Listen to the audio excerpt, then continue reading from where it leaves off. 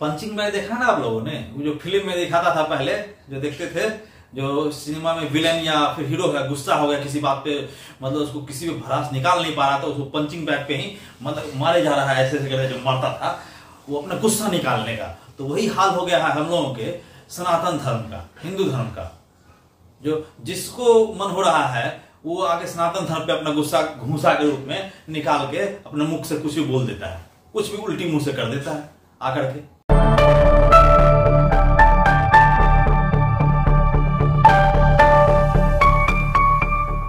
अभी हाल में लीजिए ना, उदयनिधि स्टालिन जो है, डीएम के प्रमुख एमके स्टालिन जो मुख्यमंत्री तमिलनाडु के, उनका लड़का, वो क्या बयान दिया?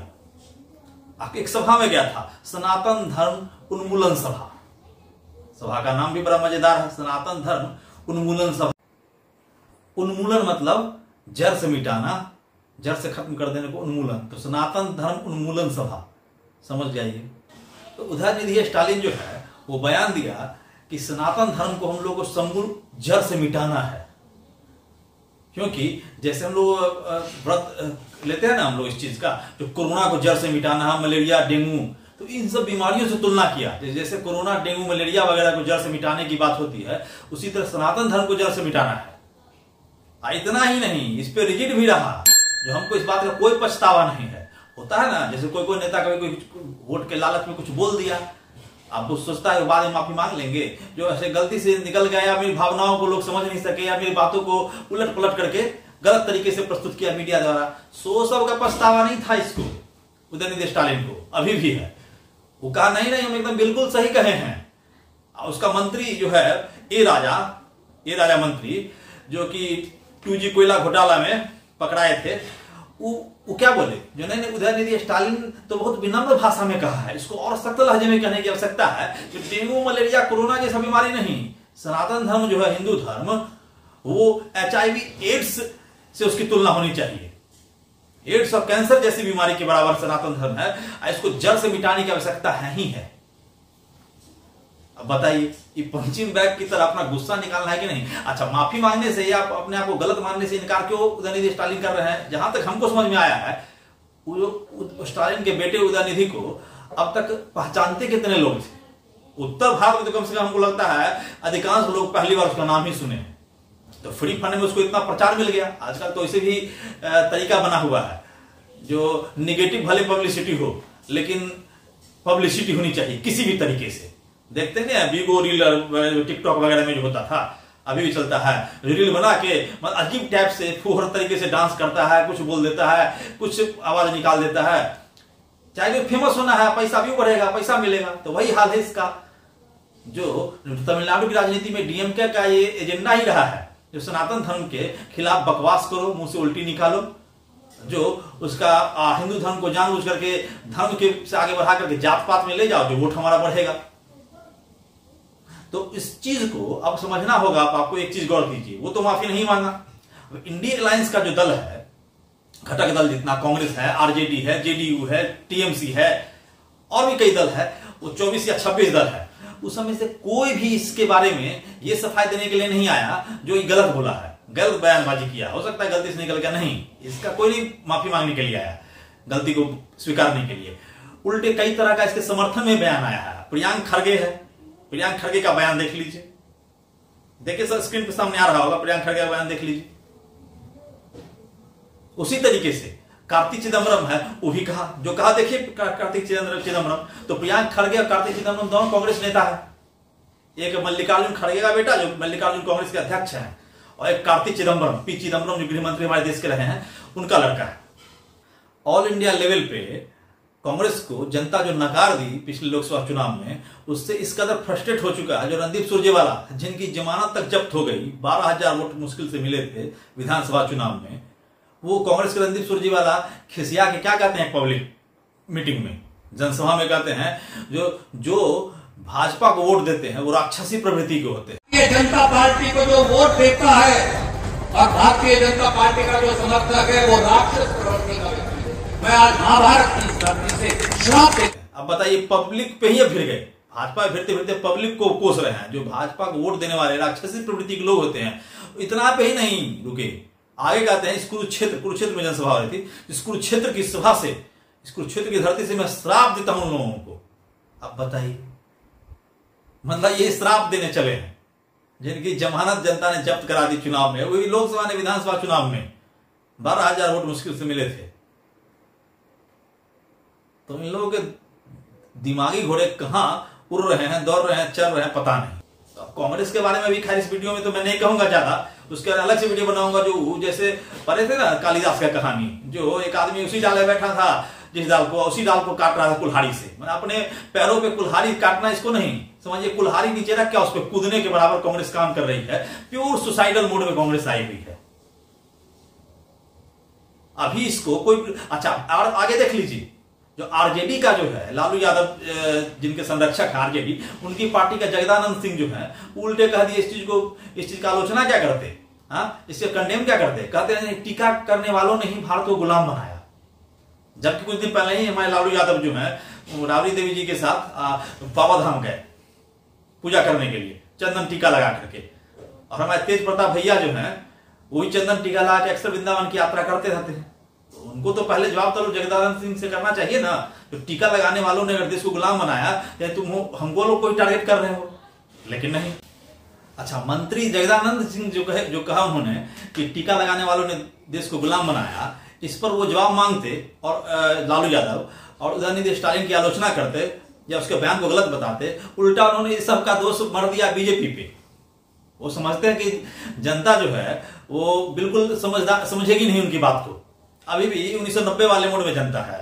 हाँ, वो कहते हैं जो बीजेपी तो ढोंगी है, पगलाई हुई है, परमेश्वर एक है, राम रहीम सब एक है। अरे भाई, तो सब लोग हम लोग जानते हैं लालू जी, आपकी बात सही बात है, परमेश्वर एक है, राम रहीम एक है, सबको एक है, लेकिन इसमें बीजेपी कहां से आ गई? ये चीज तो आप समझाते उदयनिधि स्टालिन को ना, अपने जगदानंद सिंह को समझाते ना आप, तो इसमें बीजेपी को आ गए। मतलब समझ गए जो यहाँ पे चला कि आपका समझ में सबको लोग पकड़ रहा है, जो आप समझ गए जो गलत बयान दे दिया स्टालिन, तो लेकिन उसका गलती आप उसको स्वीकार कराने के जगह पे उल्टे सोचे बीजेपी भी मतलब कि निकाल दो, पूरा बहाना टाल मटोल करके बाईपास कर दो बीजेपी पे। तो आप लोग का यही रवैया है, यही रवैया के कारण आप लोग को वोट मिलता नहीं है। वोट जब कम आता है तो ईवीएम का रोने लगते हैं आप लोग। जो गलती है भाई, उसको गलती तो मानिए ना, तो उसको तो गलती मानेंगे नहीं।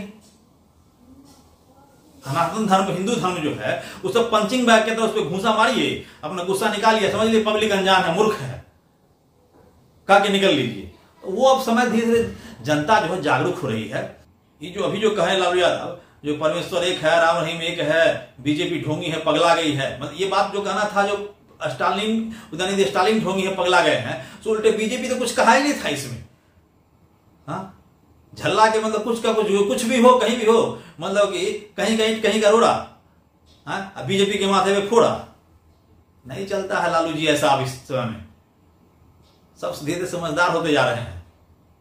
खैर, अब हम इन मुद्दों पर अब बाद में किसी दूसरे समय बात करेंगे। जो इंडिया अलायंस का घटक दल जो है, इन सब दलों को क्या करना चाहिए था, क्या नहीं किया। फिलहाल हम अपने उस मुद्दे पर मूल वापस आते हैं। जो दो मुख्य बात जो उदयनिधि स्टालिन ने अपने उस बयान के बाद कहा कि उनसे पूछा गया जो क्या सनातन धर्म के बारे में आप क्यों ऐसा कहे, उसका कोई प्रूफ है आपके पास? तो कहा जो अभी देखिए ना, सामने प्रूफ है ना, संसद भवन का जो उद्घाटन किया गया उसमें राष्ट्रपति द्रौपदी मुर्मू को जानबूझ करके जो है बीजेपी नहीं बुलाई है। क्यों भाई? तो इसलिए क्योंकि द्रौपदी मुर्मू आदिवासी हैं, दलित समुदाय से आती हैं, निचली जाति की थी, इसलिए जानबूझ कर उनको नहीं बुलाया गया। चलिए, ये उनका क्लेम में मान लेते हैं जो उन्होंने ये कहा। अब इसके देखिए इस सफाई में इस चीज, अब इसको देखिए इस तरीके से, जो द्रौपदी मुर्मू की उनको बहुत चिंता हो रही है, जो दलित है उनको इनवाइट नहीं किया गया नए संसद भवन के उद्घाटन में। उनसे कोई पूछे कि जब आप जानते हैं और इतना चिंता है द्रौपदी मुर्मू के बारे में, तो द्रौपदी मुर्मू जो राष्ट्रपति पद का चुनाव लड़ रही थी, उम्मीदवार थी, उसमें आपकी पार्टी डीएमके ने वोट दिया था द्रौपदी मुर्मू को? उसमें तो यशवंत सिन्हा को वोट दिया गया था आप लोग की तरफ से। यशवंत सिन्हा तो सवर्ण जाति के हैं, फॉरवर्ड जाति के हैं, तभी तो आप लोगों ने द्रौपदी मुर्मू का चिंता नहीं किया था। हाँ, अरे भैया, जनता सब समझ रही है बनावटी चिंता आपकी। जो आप लोग जात पात के की लड़ाई में लड़ाना चाहते हैं, सनातन धर्म अगर एक होने चला है, हाँ, तो आप लोग को पच नहीं रहा है। जो आप लोग के एजेंडा में ये सूट नहीं करता सनातन धर्म को, सनातन धर्म को जाति पात में बांट बांट के रखिए, तभी आप लोग का फायदा है। हाँ, क्योंकि सनातन धर्म अगर एक हो गया तब तो कल विकास का बात करना पड़ेगा, क्योंकि जाति पात तो रहेगा नहीं लड़ाने के लिए। अच्छा, एक चीज और गौर कीजिए, बीजेपी या खुल के तो बीजेपी भी नहीं करती है इस बात को, जो हिंदू मुस्लिम की बात को, तो सबके लिए समभाव की बात ही करती है। लेकिन समझने वाले समझते हैं इस चीज को, जो अगर बीजेपी या विश्व हिंदू परिषद या और भी कोई हिंदूवादी दल जो है वो अगर इस टाइप का कुछ लाती है जो मुस्लिमों ने अत्याचार किया या मुस्लिम ऐसा करते हैं, वो लव जिहाद वगैरह, तो इन्हीं लोग क्या कहता है, जो अरे पुरानी बातों के लोग ढोते रहते हैं, हिंदू मुस्लिम करते रहते हैं दिन रात, पुरानी बातों को भूल के नए भारत के निर्माण में नई तरीके से चलना चाहिए ना। अच्छा, जब मुस्लिम की बात आती है या और दूसरे अत्याचारों की बात, तो ये लोग कहते हैं पुरानी चीजें भूल जाओ।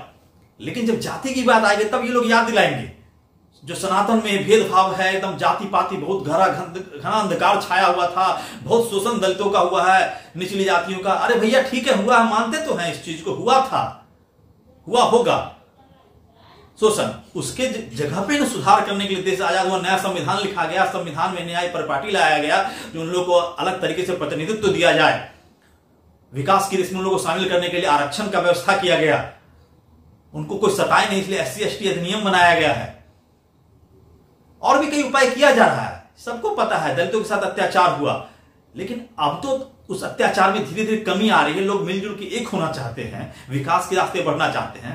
लेकिन आप लोग चाहते हैं क्या? नहीं, बस मत लड़ता रहे, हम लोग को वोट बैंक की खेती होता रहे ना। आखिर सब पूरा दोषी एक ही दल है जो हिंदू मुस्लिम की बात करे बस। अभी यहां पे हिंदू मुस्लिम की बात तो बीजेपी ने ना शुरू की थी।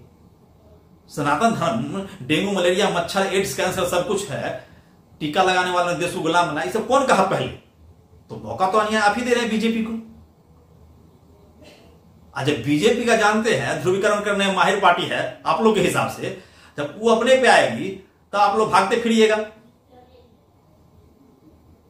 तो आप लोग कहेगा हम ये नहीं कहे वो नहीं कहे, देखिए बीजेपी विकास की राजनीति नहीं करती है, धर्म की राजनीति करती है, तो फलाना अलाना ठिकाना। तो शुरुआत तो आप लोग कर दिए है ना इस चीज को, तो बाद में मत रोइएगा जो बीजेपी धर्म की राजनीति करती है ये करती है। मौका आप लोग खुद दिए हैं। ईवीएम करोना तो बिल्कुल नहीं रोइएगा, ठीक है। अब आपकी बात पे आते हैं उदयनिधि स्टालिन। आपने जैसे कहा कि राष्ट्रपति को नहीं इनवाइट किया गया, तो उसका जवाब ये है जो आपसे पूछा जाएगा, आपने वोट दिया था राष्ट्रपति चुनाव में? नहीं दिया था। अब आगे देखिए, बीजेपी जिस पर हमला करने के लिए आप लोग सनातन धर्म को एक बहाना खोजे, तो बीजेपी की पार्टी में 77 मंत्री हैं। एनडीए जो दल सरकार है, केंद्र सरकार में जो मंत्री हैं उनकी संख्या 77 है। अभी 77 में 27 मंत्री ओबीसी से हैं, 20 मंत्री दलित समुदाय से, SC ST समुदाय से हैं। यानी 77 में से 47 मंत्री तो पिछड़ी जनजाति और दलित जाति में से है। यानी 77 में से 47 मंत्री जो हैं वो निचली जातियों से ही हैं, तथाकथित निचली जाति जिनको कहा था उनमें से है। टोटल जान के रखिए इस चीज को, आजादी के बाद से अब तक ऐसी एक भी सरकार नहीं हुई है जिसमें 61%, जी हां सही सुना, 61% मंत्री जो हैं वो सो कॉल निचली जातियों से, दलित जातियों से है। तो कैसे आप कह रहे हैं सनातन भेदभाव करता है? सनातन का भेदभाव आप साबित करिए ना भाई। कांग्रेस का निकाल लीजिए, 60 साल वो लगभग शासन में रहा है ना 1947 के बाद से। उसकी सरकार में कितने दलित मंत्री रहे हैं और दलित मुख्यमंत्री कितना रहे हैं ये भी देखिए। बीजेपी का कितना मुख्यमंत्री दलित और ओबीसी रहा वो निकाल के देख लीजिए। देश का प्रधानमंत्री जो भी है नरेंद्र मोदी, वो भी ओबीसी समुदाय से हैं। इसके पहले जो राष्ट्रपति रामनाथ कोविंद थे वो भी दलित समुदाय से ही थे। वोट दिए थे आप लोग रामनाथ कोविंद को उस समय में?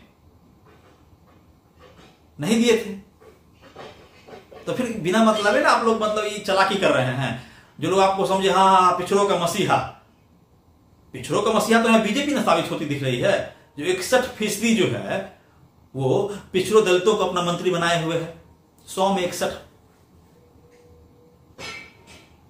बीजेपी जितना मुख्यमंत्री दलित को बनाई है उतना मुख्यमंत्री दलित को कोई दूसरा दल पूरे पैन और इंडिया तो खैर 2 ही दल हुआ है, कांग्रेस और बीजेपी। तो कांग्रेस कभी नहीं बनाया। निकाल लीजिएगा परसेंटेज, खोज के निकाल लीजिएगा। अच्छा, ये स्टालिन जो है वैसे तो बात करते हैं जो सनातन धर्म को डेंगू मच्छर, मलेरिया मच्छर की तरह उन्मूलन कर देंगे इसका। अच्छा, आप जानबूझ के चिढ़ाने के लिए हिंदुओं को इस लेवल तक नीचे गिर गया नेता सच में बहुत कम होता है। जो उसके कुछ दिन बाद बयान देने कुछ दिन बाद उन्होंने वो जो कछुआ वाला होता है जलाने वाला, मच्छर को भगाने वाला, उसका फोटो जान के ट्विटर पे डाला, जो हिंदू लोग उकसावा हो हिंदू लोगों को। खैर कई राज्यों में केस दर्ज हुआ है, लेकिन हम लोग सब जानते हैं इस केस दर्ज होने का या इस मुकदमा का क्या प्रभाव होता है बड़े बड़े नेता के ऊपर, हम लोग को पता है। लेकिन चलिए इसी से संतोष कर लीजिए जिनको संतोष करना है।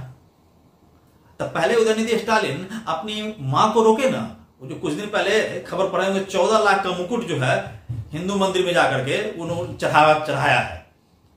तो सनातन धर्म खत्म कर देंगे तो आपकी मां मंदिर कैसे जाएंगी? क्योंकि मंदिर में खत्म हो जाएगा 14 लाख का मुकुट चढ़ाने के लिए। आपकी शादी जब हुई थी, शायद 2002 में हुई थी शायद शादी, तो उसमें मैं एकदम पूरा हिंदू रीति रिवाज से आपका शादी हुआ। फोटो देखिए ना, फोटो देख लीजिए इनका, हिंदू रीति रिवाज से शादी हुआ था इनका।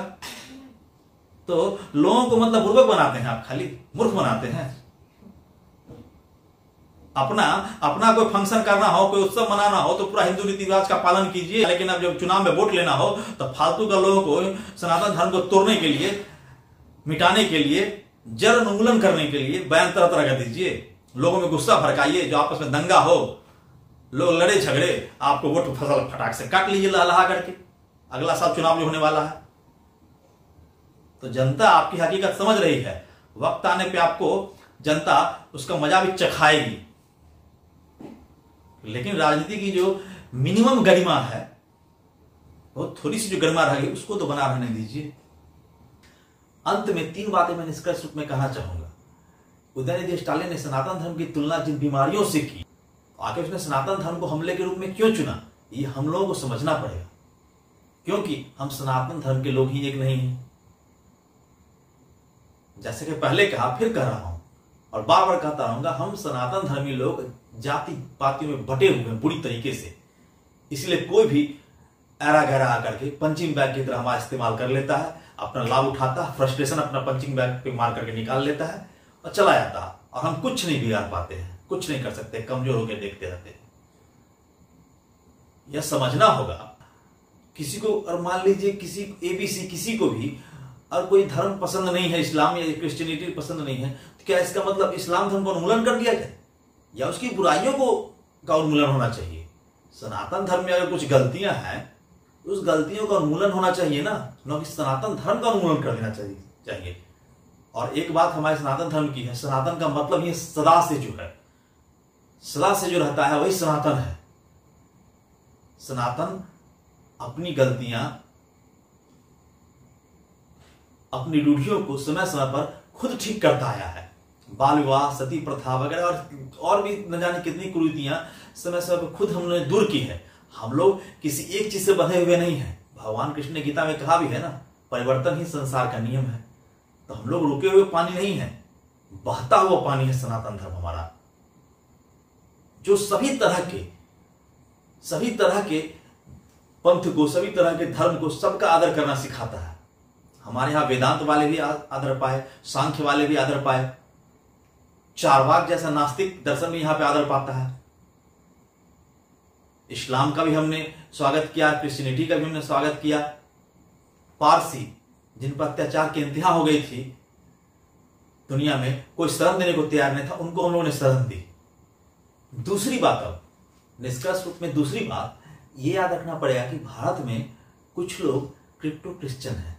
क्रिप्टो क्रिश्चियन का मतलब होता है छद्म ईसाई, छुपे हुए ईसाई, जो कि वास्तविक में तो अंदर से ईसाई हैं, लेकिन कुछ लाभ लेने के लिए, सामाजिक आर्थिक लाभ लेने के लिए वो हिंदू जो उनकी पुरानी जाति उसी में बने हुए हैं। जैसे नौकरी में रिजर्वेशन का लाभ लेने के लिए, हमारे दलित पिछड़े भाइयों का लाभ उठाने के लिए और रिजर्वेशन में हिस्सा पाने के लिए क्रिश्चियन बन जाने के बाद भी वो हिंदू नाम रखे हुए हैं। मतलब कागजी रूप से वो हिंदू हैं लेकिन अंदर से वो ईसाई हैं। ऐसे कुछ राजनेता भी हैं जो क्रिप्टो क्रिश्चियन है। वो दिखाने के लिए सामने हिंदू हैं लेकिन अंदर से वो ईसाई हैं और लाभ उठाने के लिए वोट बैंक का, जो कि वो समझते हैं, उनका समझना है कि लोगों को पता चल जाएगा जो ये दूसरे धर्म का है तो हमको दूसरे धर्म से वोट मिलना कम हो जाएगा सनातन धर्म से। ऐसे लोगों के जो इस तरह का काम करते हैं से हम लोगों को बच के रहना होगा।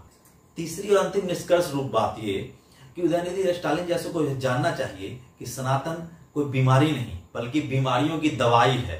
सनातन धर्म में सभी बीमारियां ठीक हो जाती हैं, मानसिक बीमारी भी ठीक होती है और शारीरिक बीमारी भी ठीक होती है। अरे भैया, योग जो है दुनिया भर जो योग दिवस भी मनाने लगे हैं लोग, हमारे सनातन धर्म से इसकी उत्पत्ति हुई है। सुना ना नाम ना, योगेश्वर श्री कृष्ण, महर्षि पतंजलि। तो इसीलिए सनातन को ऐसे मत कोसिए, अपने थोड़े से वोट बैंक को बढ़ाने के चक्कर में समाज के बीच विवाद, मतभेद, दरार मत डालिए, लोगों को मत उकसाइए। सनातन बहुत ही ज्यादा सहिष्णु है, सहिष्णु रहेगा, हमारी तासीर ही सहिष्णु है। हम लोग सहनशील थे, सहनशील हैं, सहनशील ही रहेंगे, लेकिन उकसाने का काम तो कम से कम आप लोग नहीं कीजिए।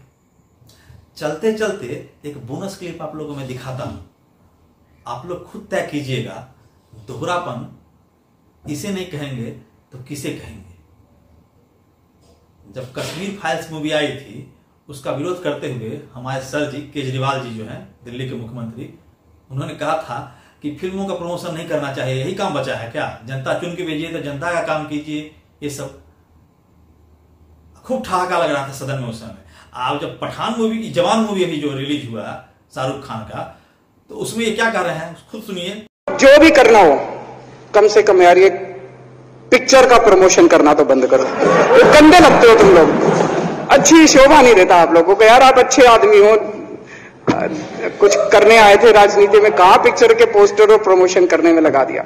अभी एक पिक्चर आई है जवान, किस किस ने देखी है? देखना जाके, अच्छी पिक्चर है।